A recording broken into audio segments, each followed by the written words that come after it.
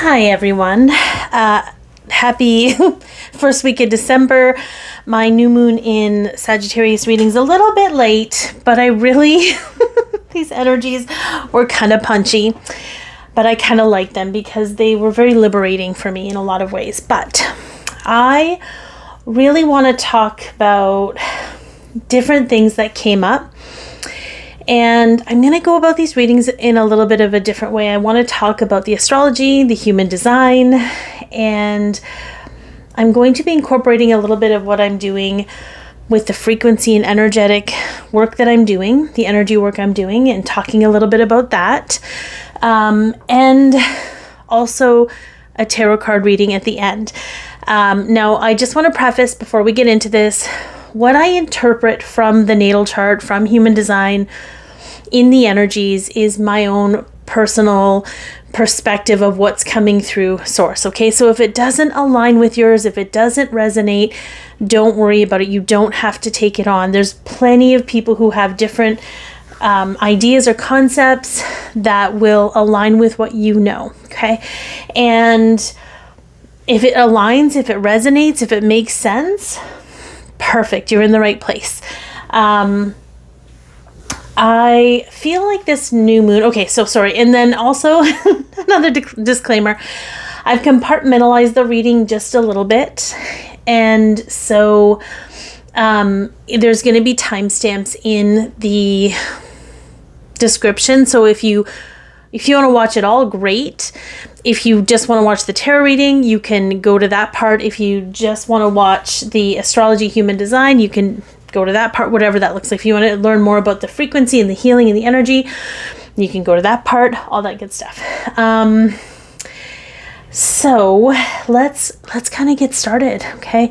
I feel like the title of this new moon was Permission to be Authentically Expressive. And I have my own experience with that, with this new moon, but it's a little spicy. It's a little bit spicy, and it's giving us permission to take up space regardless of how people react to it. There was this video that I had put in my Instagram stories, and there was this little girl. I don't know if it was from, because it had Charlie Day in it, the actor. I don't know if it was from Always Sunny in Philadelphia, but this little girl gets on stage. And she starts like, F you, and like, it was just so cool. And then he's looking out, and the shocked faces, the audacity of this little girl swearing, and how they were like, there was this embarrassment. And then, Charlie Daisy's like, oh, okay, I guess we're doing this. And he fist bumps her, and then he gets into it with her. And I'm like, how beautiful is that? He could have shut her down. He could have shut that little child down.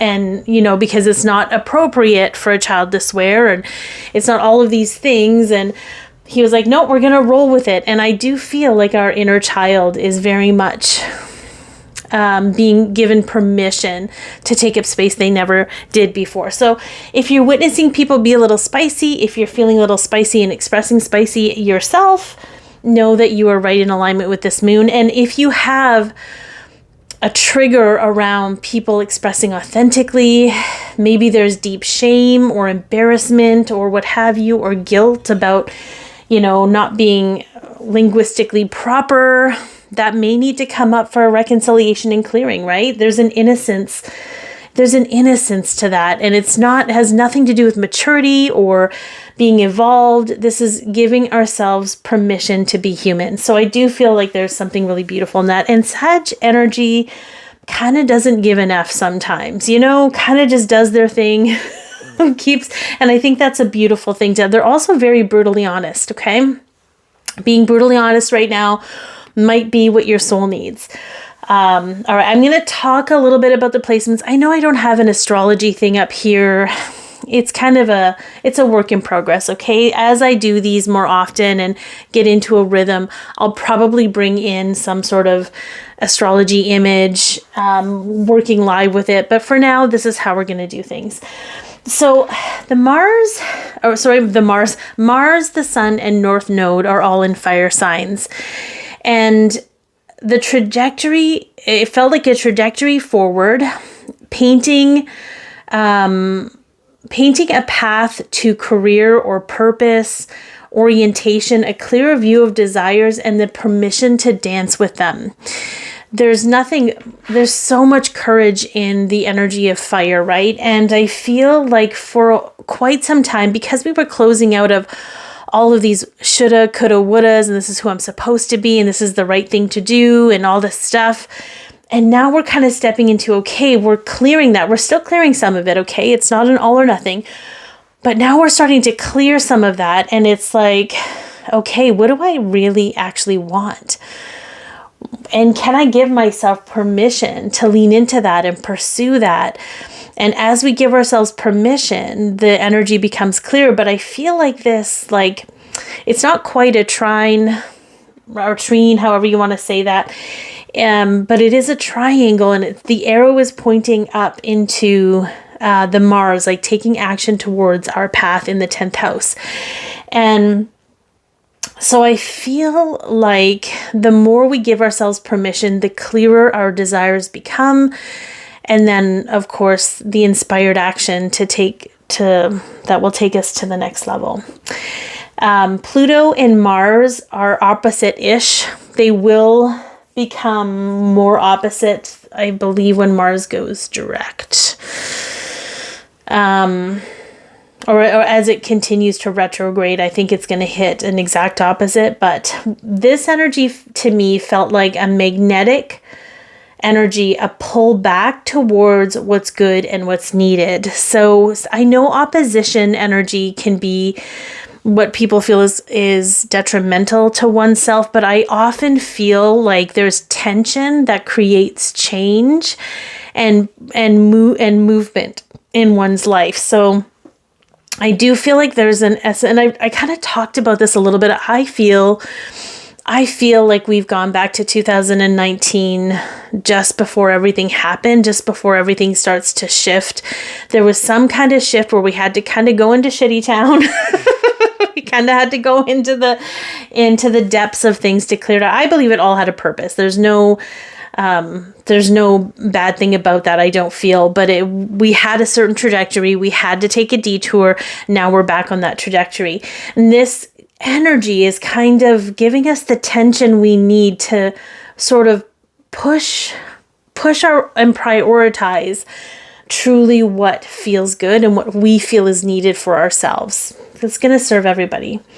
We have Saturn in the 5th house in Pisces, and this is very much an energy of projection of standing in one's truth, allowing space for all versions of the truth, but owning your own truth regardless of how people feel about it.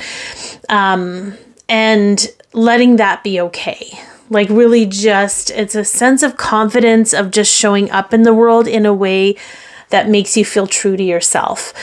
And I think that's a beautiful, and with Saturn there, it's a little bit more disciplined. We're going to be a little bit more disciplined in this new moon to be able to lean into what that truth is for us and what our true path is. Like this is all in alignment. This is all serving us in our forward movement.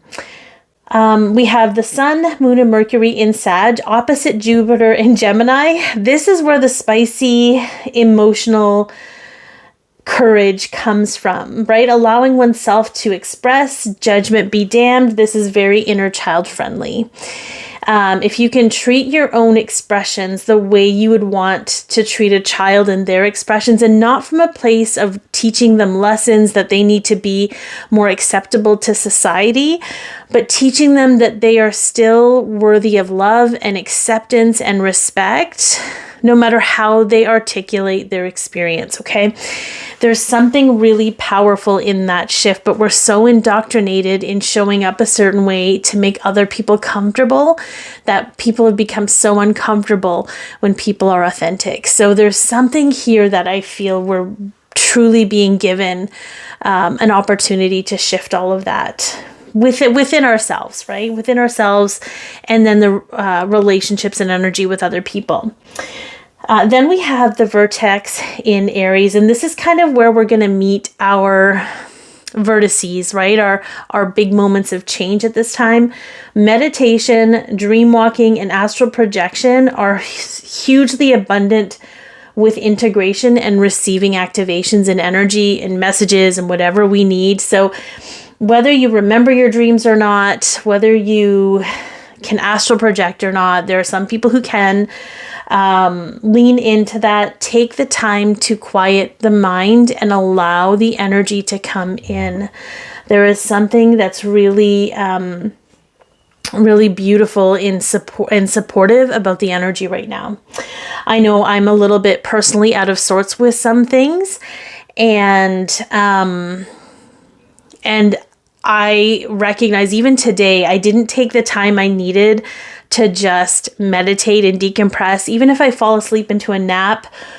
And so I'm a little bit edgier than I would normally be, but I think right now with the intensity of this new moon and how it's bringing up emotional stuff and it's bringing up expression, but it's also opening us up to receive and integrate. There's just going to need to be time to create that momentum for yourself in that way. Okay, that's kind of the overall astrology and what we're looking at. I know I could have talked about moon and Sagittarius. There's lots of people that do that. I'm just guided to talk about what comes up. Now I'm going to talk about the lot of fortune, the lot of spirit, and the lot of Eros in this particular part. The way I look at this, again, is my perception. So if you have a different perception of this, please feel free to keep that. This is honoring your truth. I'm honoring mine. We could collaborate, share, add inventory, whatever that looks like. Okay. The lot of fortune, to me, feels very much like what is creating abundance for us, what is creating in the energy and the opportunity, an abundant opportunity. And I'm going to do this for every new moon and let it carry through for a couple of weeks while that cycle is cycling. Is that the right word? Anyways. So what is creating abundance for us at this time? Letting old dogs lie. There's a maturity to letting things go.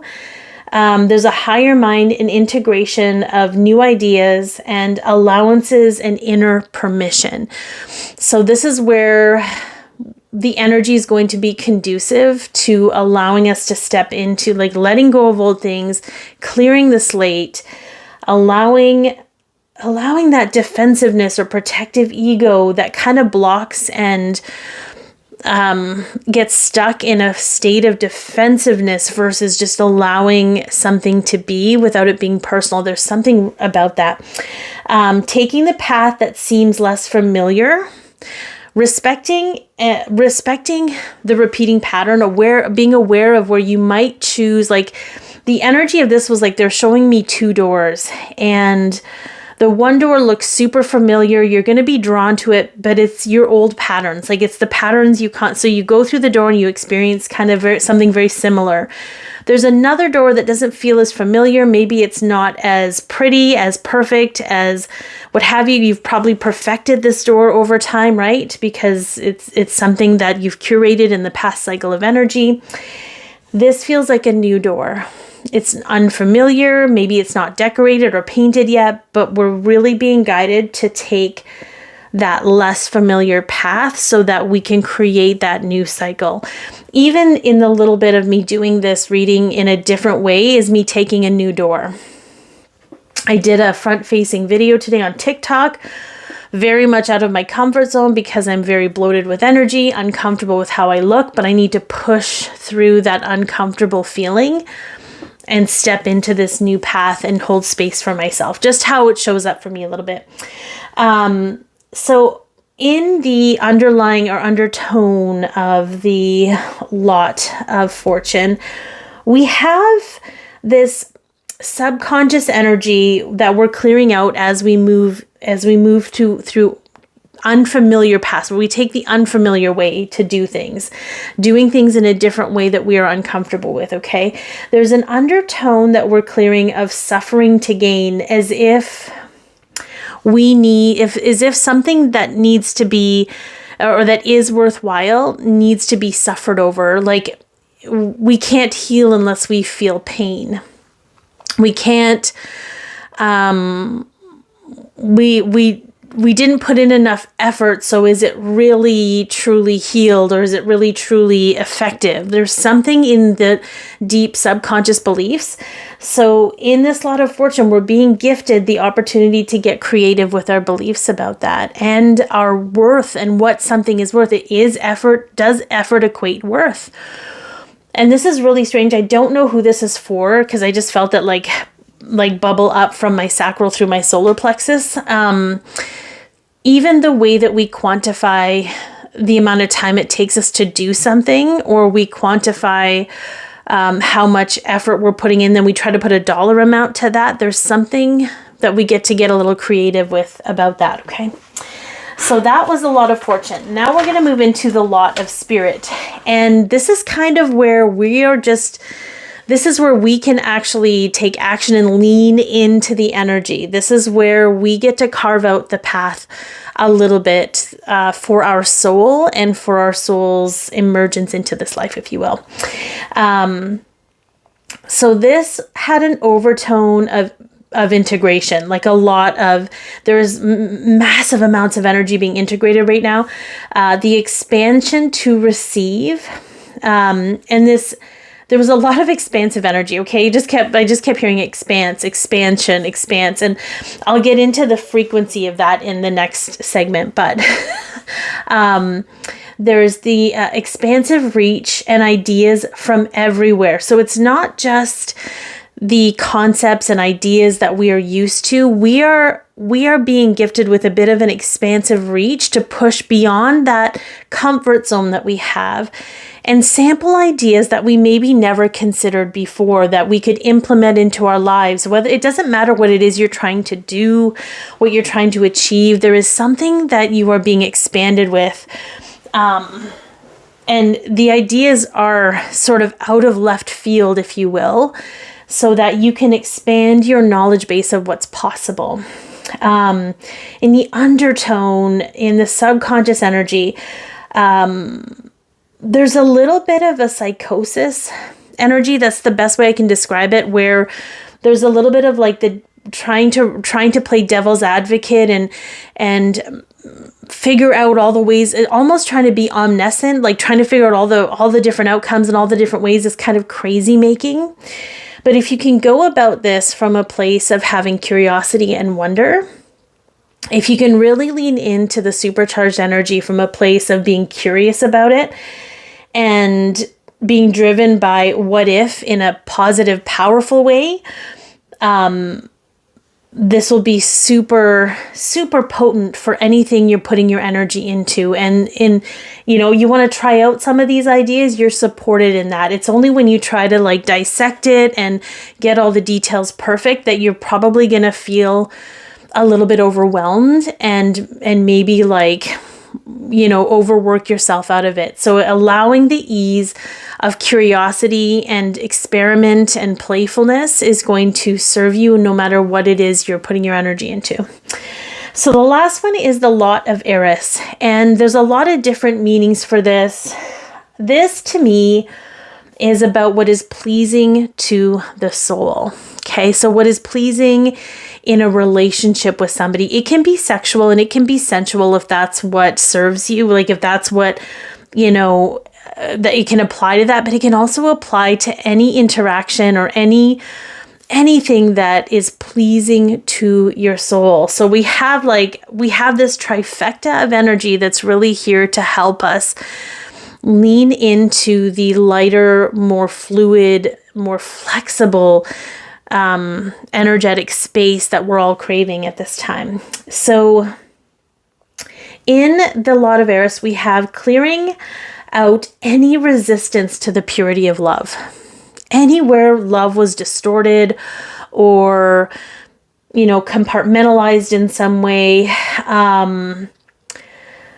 I feel like there's going to be an increased intolerance and awareness of the absence of love in any equation. So whether it's a job you're doing, whether it's a project you're working on, whether it's somebody you're working with, whether it's a family member, whether it's a romantic lover or a spouse or a significant other, there's going to be an increase in intolerance of where love is absent in those relationships and in those experiences, because it's a distortion of love, and it's coming back to the purity of love and knowing that love exists.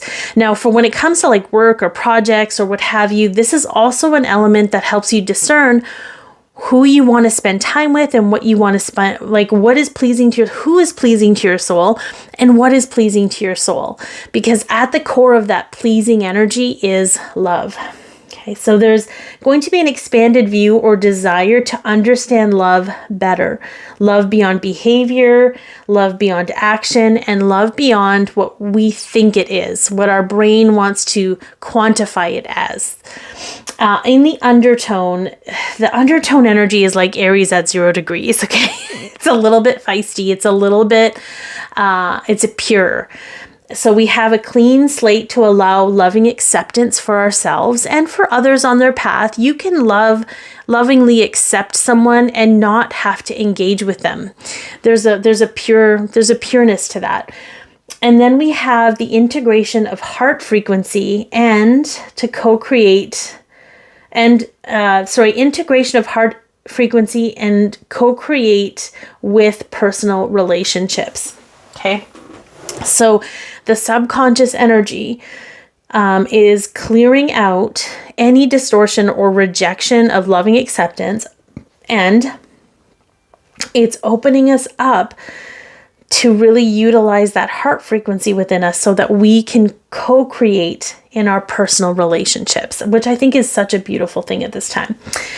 Okay, segment number 3, we're going to get into the frequency stuff. Okay, this is the energetic stuff, the frequency stuff.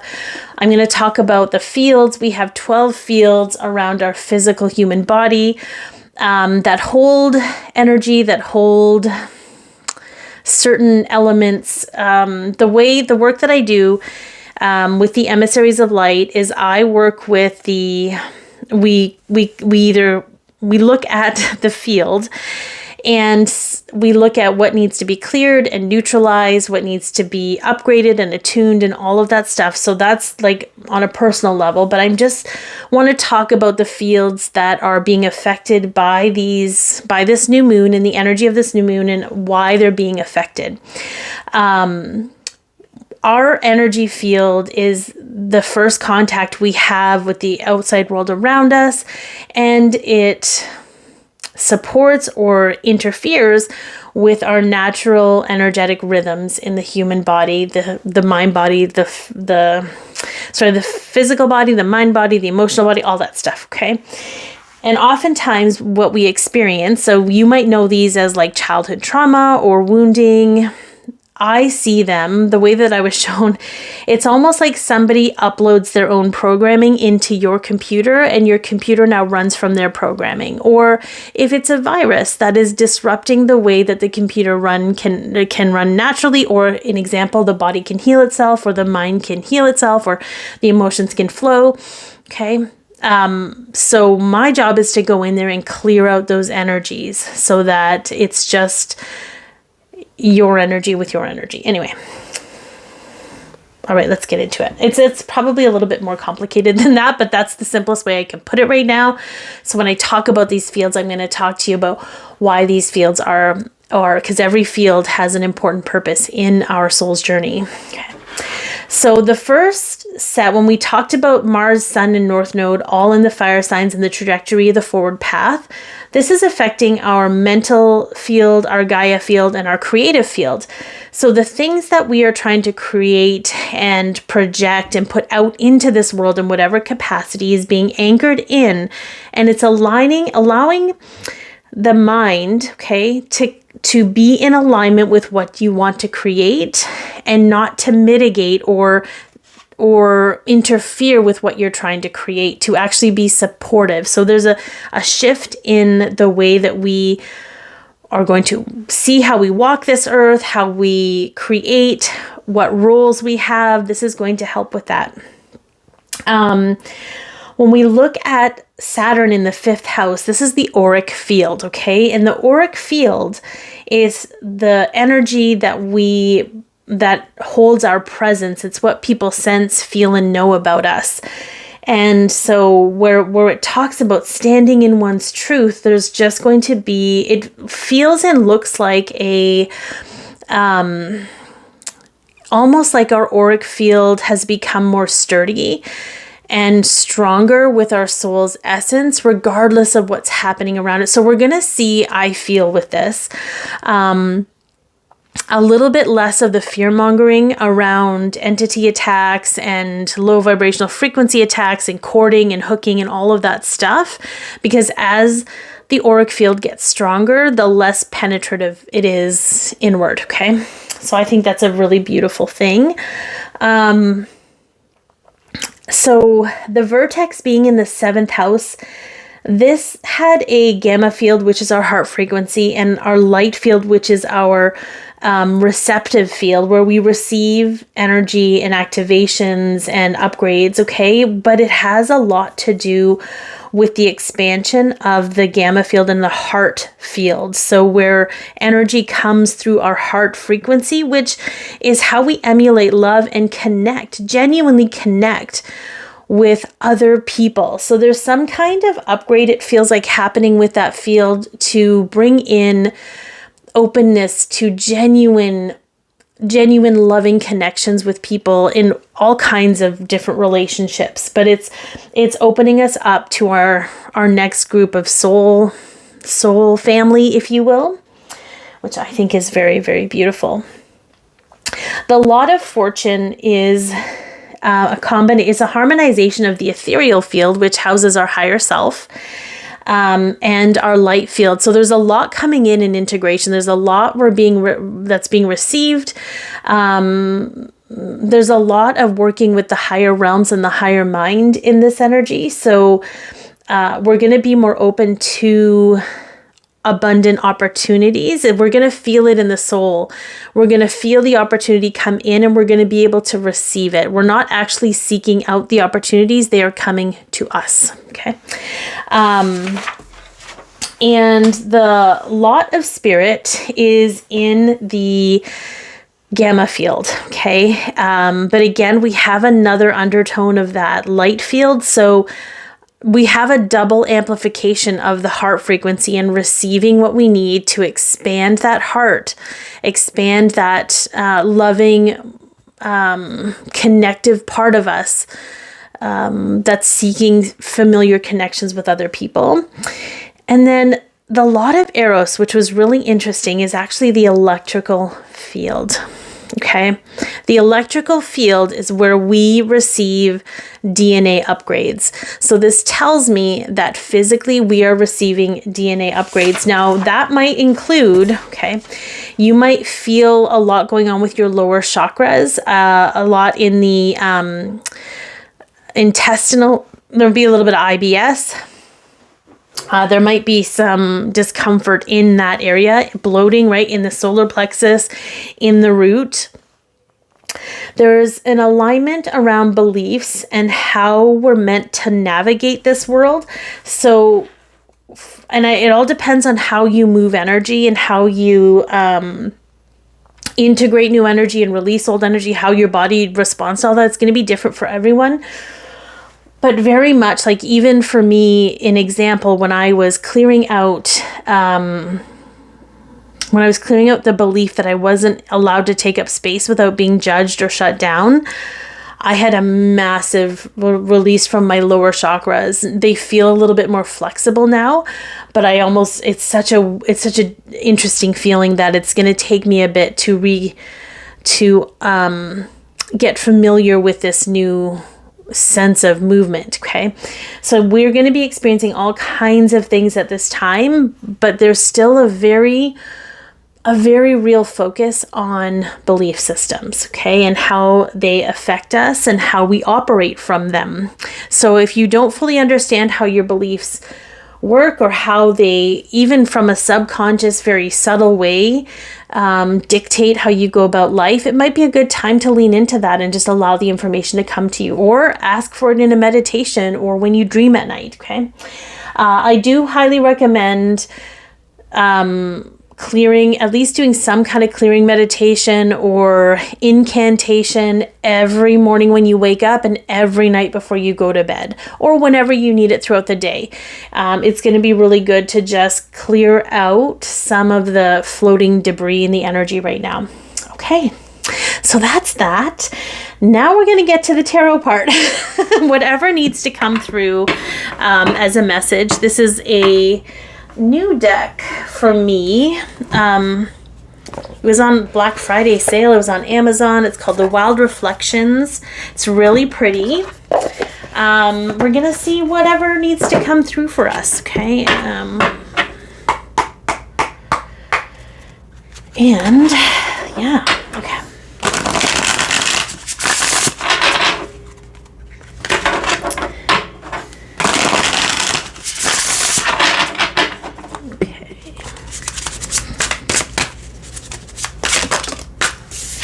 Okay. Oh, I love it. Okay. So funny thing was, when just before I did this reading, I saw this card, and I'm like, oh, that's so rich. First of all, I love the little fairy lights all over both of them. I love that she's looking into this reflective pool and saying, I see you, I love you, I honor you anyways, even though you're clearly holding yourself back out of fear.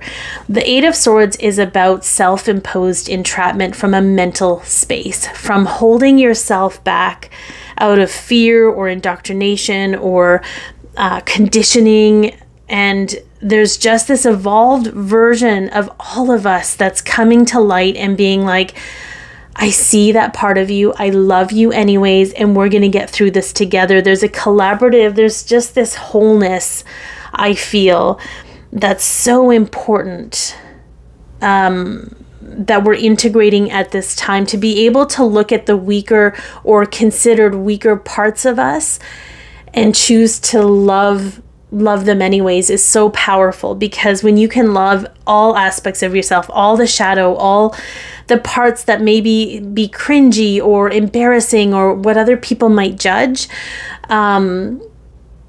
there's really nothing that can be taken away from you, because you're owning it all. Like, there's just this really beautiful state of empowerment, but it doesn't have to be in defense of anything. It can just be inclusive. So I love that came up. I feel like that's very, very pivotal at this time. The whole social norms, the social expectations, things are shifting. Even from a place of needing to be brother's keeper or whatever that looks like for people, there's something magical shifting in a responsibility and accountability of the self. So I don't know. Lean in, guys. Okay, let's see what else we have here. Ooh, we've got, he's like, yeehaw. I haven't seen some of these cards, okay? I've just shuffled them, but I really, truly love this. Again, we've got the light and the dark going together, right? There's a coexistence here. But he's not taking things sitting down. And I do feel like there's an element of divine will here. Okay. There are certain things at play that we just can't control. And I honestly feel we're being given permission to not have to control. There's this kind of getting swept up a little bit in the energy and allowing the energy to take you wherever you need to go, whatever you need to do for you. It's not the whole, everything is like, there's no cookie cutter. There's no one size fits all. There's no real right and wrong. And if you feel something is right or wrong, that's a belief system you have that is telling you that how they do things isn't the way that you want to do things. Okay. There's something with that. There's a detachment, a discernment. Okay. What else do we have? Ooh, we got the 9 of Wands. Okay, so we do have some persevering energy. I kind of love that the guy is sitting under a tree and he's holding one of the wands in his hand and he's kind of reflecting on it. All of these wands are probably battles well fought, or sometimes there's an element with the 9 of Wands where we kind of hold on to all of these old stories, we hold on to all of these old experiences because we hold on to these old things because we feel we need to prove they happened, or they give us value, or they define something about us. But some of those definitions cannot serve you where you want to go. So you might want to take a look at what it is you utilize belief-wise, if you will, that define you or who you are. And is that same person the person you want to become or evolve into? Is that possible? There's a good possibility that it is.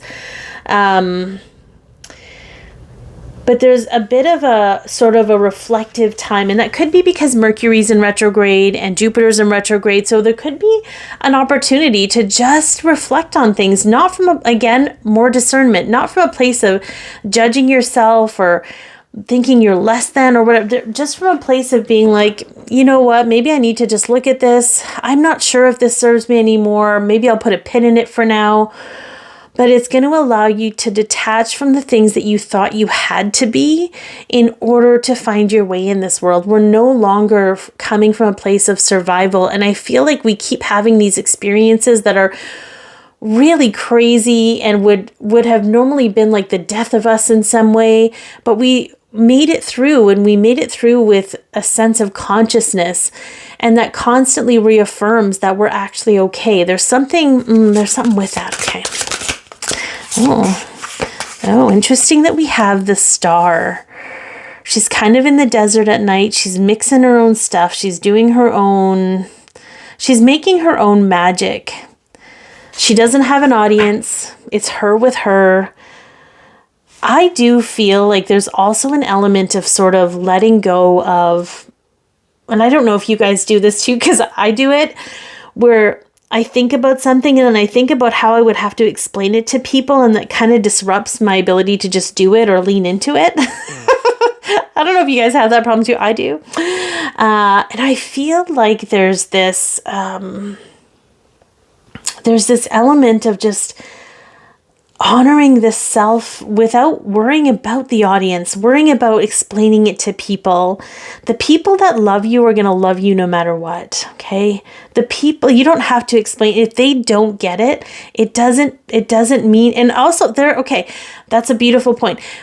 If they don't understand you, it doesn't mean that you won't be loved. Okay. There's something really beautiful alchemizing with that, but really just getting to give ourselves permission, not ask for permission, asking for permission, even asking God, asking Spirit, asking Source, asking the universe, asking your highest, that creates separation within you, as if you need permission from something else to lean in. So this is about giving yourself permission, okay, of just, what does that look like? Okay. These are all, except for this Chariot, because I think the Chariot is here from a higher power that is moving us through these experiences so we can reflect and we can understand on a deeper level what we're doing. Oh, we got the 5 of Wands. It's a little bit of chaos, but there's a little bit of fun here.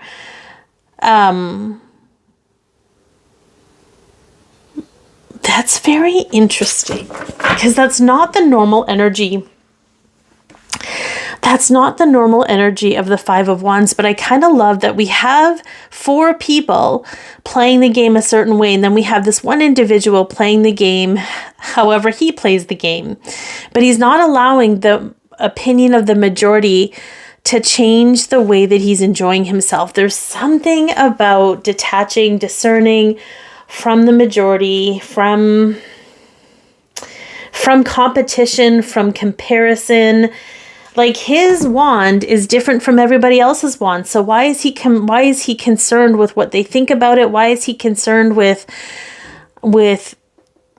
comparing it to what other people have? It's the only one that's lit up. There's something, this is interesting. We will see quite a bit of this, I'm going to say, especially over the next few years. We're going to see where the perception of perfection and shiny and beautiful is not really beautiful and shiny. And, you know, like the standard of beauty, the standard of what is even,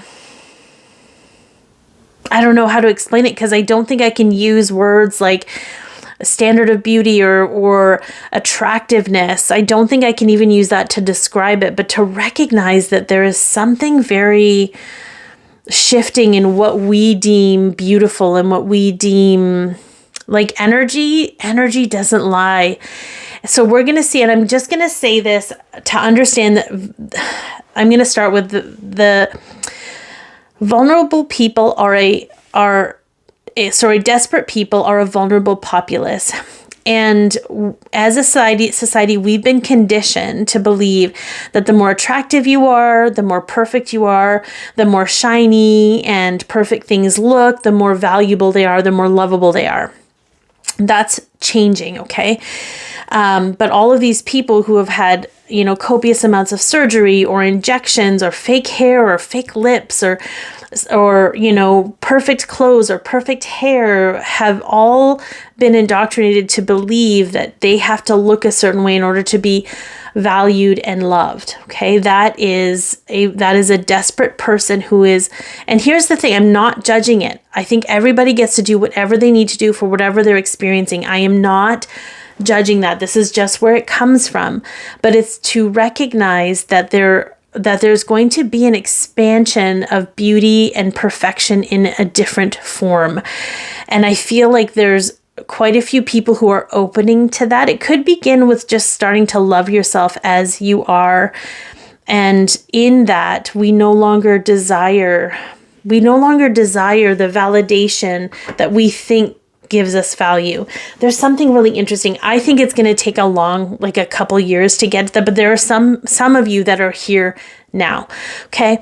And again, I'm not judging the people who are desperate for love and attention. We all were at some point, and we're all evolving out of that. Okay. Because it is us. Anyways. Okay. Let's see what else we have. Oh yeah. We've got the Three of Swords. That makes sense. We're going to have some grief. Okay, there's parts of us that we're closing, these aspects of us that have been with us our whole lives, these ideas of who we are that perhaps projected into a possibility of a future. There's things that we're going to be grieving, beliefs, relationships in the more simple sense. I saw a post today, Xavier, I can't remember his last name. It's on my Instagrams if you see that. It's in my stories, and he talked about how when you evolve, some people may not be able to meet you where you're at, okay? Some people just may not be able to evolve with you, and that's okay, because it's not up to them to meet you where they're at. They're not here to live up to our expectations, right?